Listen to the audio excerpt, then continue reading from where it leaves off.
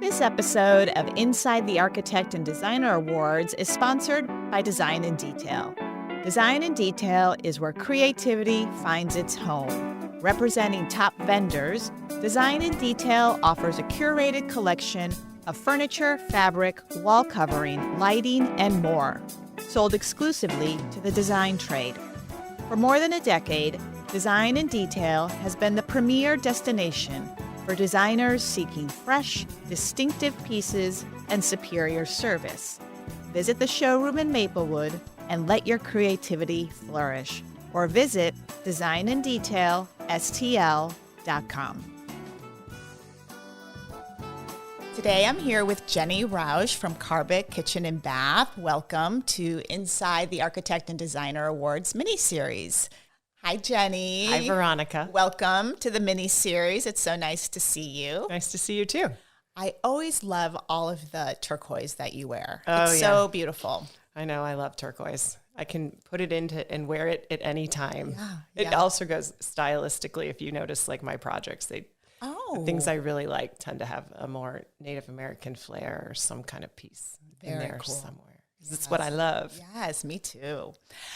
So the primary bathroom is what we're going to talk about today.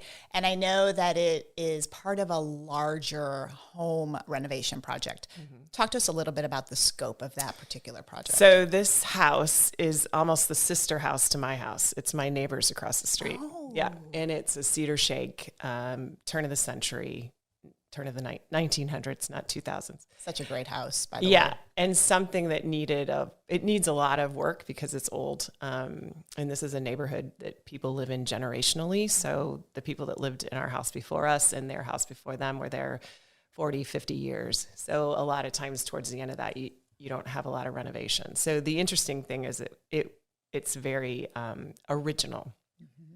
And so we wanted to stick with the original architectural features, but then update it for a busy family with three very active young kids.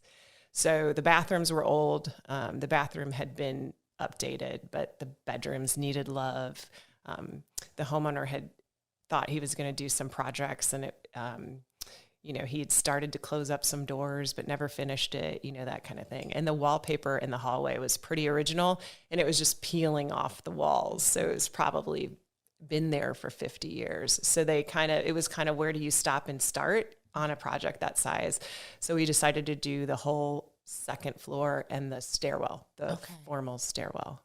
Very cool. Yeah. And how long did that take you? I have no idea. Still a work in progress. It took a while. I mean, a renovation of that size takes a while, but I think they were probably moved out of the upstairs for 5 months. Okay. Robbie and Sarah would probably tell me my math is crazy, but it felt like about that much. And yeah, it was really a fun project to work on. And I could visit it all the time, which was probably good and bad because I was always like, hi, can I come over? And so the bathroom itself, what did the homeowners tell you that they wanted for the look of that room? So it's the hall bath. So it accommodates all of the kids' bedrooms. So all three kids are in there at one time. And it was a smaller footprint. So what I typically do is I root around in people's closets and, look for space wherever I can find it. And there was a closet that backed up to the bathroom that was like the perfect giant shower size. Oh. And so there was a hall closet because we did a laundry room, mudroom at the same time. So we took the hall closet, turned it into the bedroom closet, took the bedroom closet and made the bathroom bigger, and then gave them 2 sinks, changed the way the toilet was oriented so that you could get into the bathroom without bumping into the toilet, little things. Right. Yeah. And I love that shower in particular, the tile work. Tell us about that. So the arch opening was something that I kind of thought of halfway through because I wanted it. It's a big shower, which isn't typical of a house that age, but if it had an architectural detail to it, it just made it more interesting. And then we had picked originally subway tile, and because I was visiting the job all the time, I went over when the tile setter was there and I started playing with the pieces on the floor, and I'm like, let's not make this typical and add the soldier courses, and you can do a lot with pattern without changing color, just directionally. I enjoy that detail when you're using kind of the same material in different ways rather than contrasting materials, because I think it lends itself to longevity in terms of design. And it feels more historic. Like if you go, like my favorite hobby is touring old houses in the United States or castles in Europe or whatever. And so the details that they thought of in those different times are kind of what I'm drawn to. So I'm always trying to recreate that.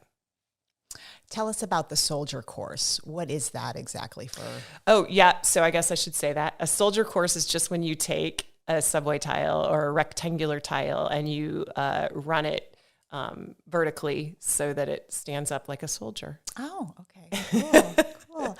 And where do you like to source your bathroom materials? Well, we sell everything. So the other thing about this project, which I loved, was it was the powerhouse of Carbic. So it was our construction team, it was our kitchen and bath space planners, me, and then I wore the second interior designer hat. So we got to pick absolutely everything, including the artwork, which was really fun in that project. So when you use all of our, three-dimensional abilities, the project is, it usually turns out really spectacular.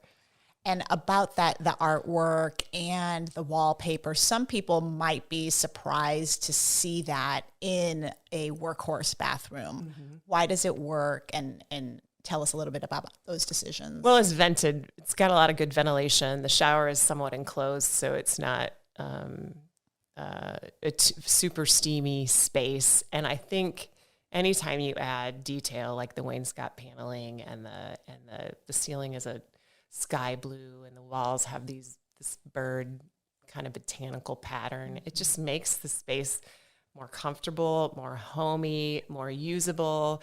And when you elevate something like that, so they have young kids and they were worried because the previous, if you saw that level before we did this, it was chaos and it didn't seem like anybody cared. But it's incredible how a really nice space, even for a 7-year-old, they understand it and they take care of it better. And they didn't believe me, but it is actually happening. So, and that's kind of fun. That's a great lesson to learn young, right? Yes. And talk to me about the paint color. Is that a color that you find in other parts of the house, or is that exclusive to this particular bathroom? No, yes. So we used these really deep greens, forest greens, different shades of greens. Greens to me is a neutral because it's color in nature. And it's my favorite color, so I try to use it all the time. I'm always pushing people towards green because it really does go with everything. And so that particular shade of green is just in that bathroom, but we have other shades of green throughout. We used a really almost dark, moody palette because it's an old house with big rooms and lots of windows and lots of light. So it's full of like yummy Farrow and Ball colors and William Morris papers, and it's very botanical and really organic, and it just feels good to be there. Yeah. And the runner is really nice in this bathroom. How do you think about the pattern selection? Obviously, there are a lot of different patterns in this room. What are some of your tricks for combining patterns? So I think as long as the color palette works, okay, and you have different scales, you can do it really, really effectively. I unfortunately do most things by what it feels in my gut. Yeah. And so if I see something together and it makes my stomach hurt, that's good. That means I really like this and we should for sure do it. Like you get to a certain point in life where you're like, okay, I got to trust that inner feeling that I have. And if you aren't somebody that has that, you just need to find somebody that does have that and hire that particular person. Right. So we used a lot of vintage rugs in this project just because it's that whole sense of age that it's been there for a while. Like I never want anything to feel like it all got completed at one time and we just did it in an old house like that. It has that kind of collected over time feeling, which is, I think, what lends itself to being so comfortable and cozy. Mm-hmm. And when they came to our house, Robbie said, I don't really know what I want. I just want it to feel similar to your house, like how I feel when I come in here. And I mean, that's a big part of what we do. And it's so hard to talk about how something feels. But it's the guiding principle for, don't think, just do. It's everything I do is basically because of that. Yeah. And tell us about the vanity and the wood that you selected for that piece. Yeah. So it's a quarter sawn, white oak, very light stain. So the bathroom has a ton of contrast. So the floor is a black penny tile. The wainscot is green. The vanity is wood. There's lots of elements in there that you might think sound crazy, which is why you have to go watch the podcast on YouTube so you can see what we're talking about. But it really does work together. Absolutely. Tell us a little bit about a project right now that you're working on that's inspiring you or, lifting you up. Yeah, so we just got back from High Point Market. I don't know if you ever go to that. But yeah, I have in the past. You have to wear your walking shoes. Yes. And take Long your granola distances, bars in your purse. But I think what always powers me, and it happened there. So we went to like 28 showrooms on Monday, and I was so exhausted and I was fully drained. And a lot of it was similar. I wanted it to be different, but it's still a lot of grays and whites and beige and restoration hardware, which is great for some people, but for me, it just sucks my energy. And then Lauren had put on the list that there was an antique mall that we could go to if we had time, and we went. And so anytime anybody lets me use old things in their project, I am fully engaged and super interested. And that's really hard for people. So I have a couple projects right now where they're kind of trusting me, because if you show somebody, oh, look at this, oil painting, they're like, I don't get it. But then if you put it on the wall in their house, they're like, oh, now I get it. And it's hard because you can't return antiques, but usually anything that has an old element to it or a historic piece to it, or antlers. Yes. Or feathers.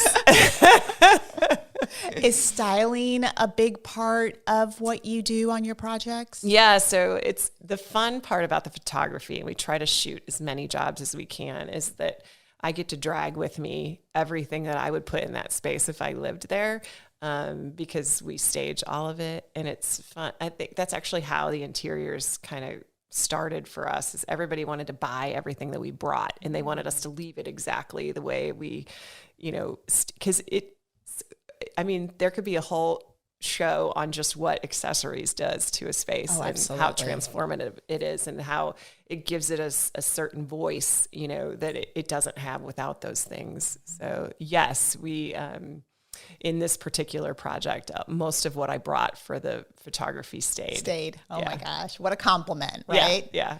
What are some of your favorite bathroom materials that you just are beautiful, but also very durable and practical? So I don't like durable and practical.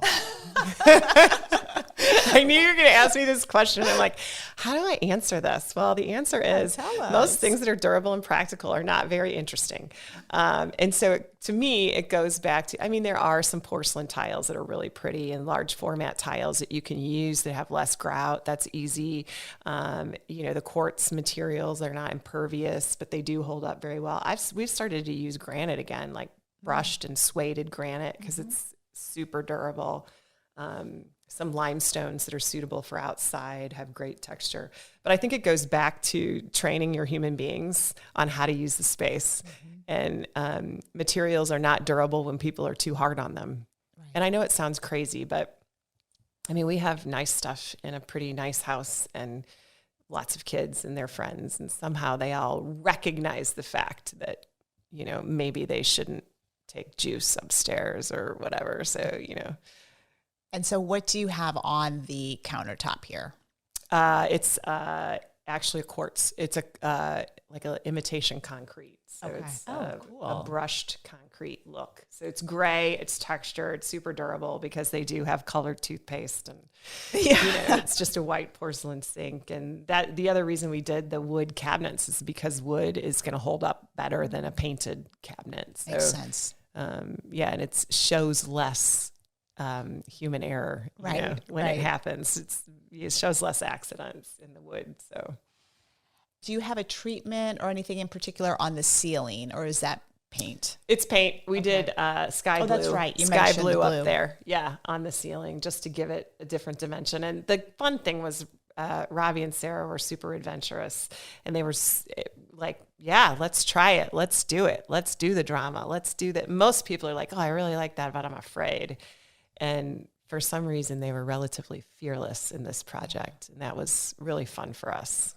It sounds like they trusted you. Yeah. Obviously. And so for designers who are interested or thinking about entering the competition this year, what advice do you have for them? Throw everything at the wall and see what sticks. So I think the key to winning is, first of all, your photography and the quality of your photography and caring about your photography and kind of being in charge of the views and, like working with a photographer who's willing to work with you on your taste and style is really crucial. We love our photographer. She lets me stand behind the camera and point. So, not all photographers will let you do that. Right. And then we just take everything that we think is beautiful and enter it in large quantities. And, for instance, I entered something in a specialty room, but you can enter it in other categories. It was a dining room that I did at the same time, and the dining room won. And I would never have expected that, but we, threw it to the wall and it stuck. So that's what I tell everybody. Just enter. Great. Well, thank you, Jenny, so much for your time. You bet. It was fun. It was fun. Inside the Architect and Designer Awards, sponsored by Design in Detail. Visit designinDetailSTL.com.